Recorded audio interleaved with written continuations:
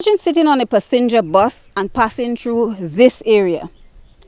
Unbelievable and terrifying, right?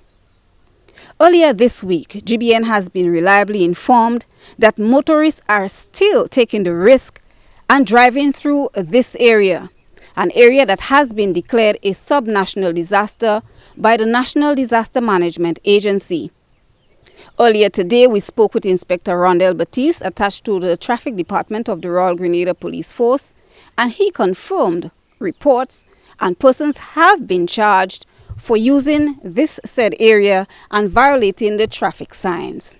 As recent as last night, we would have gotten reports of 2 buses that would have failed to comply with that no entry sign at the junction of Molinere and Montmorris. We would have charged over 20 different drivers for failing to comply with a traffic sign at Montmorris, but the situation continues there. Under the Road Traffic Act, it is an offence to violate road traffic signs. The officer explains the consequence if found in breach.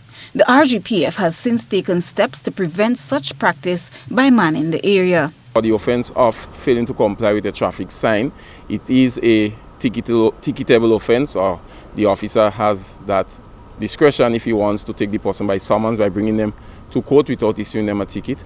And on summary conviction, they can be fined to $500 or 3 months imprisonment, or can be both fined and confined. I also want to say that we at the Traffic Department is doing our utmost best to have officers in the area to act as a deterrent.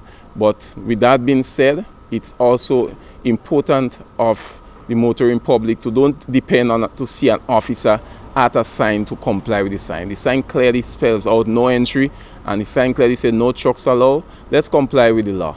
Allowances are given to people living within close proximity of the danger zone. The inspector explains.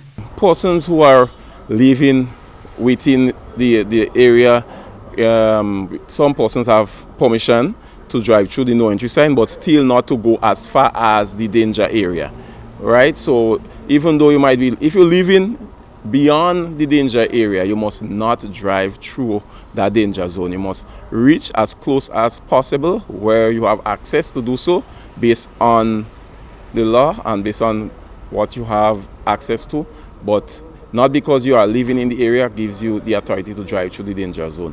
Inspector Batiste urged the motoring public to refrain from driving through the area, as this shows total disrespect and disregard for traffic signs and law and order.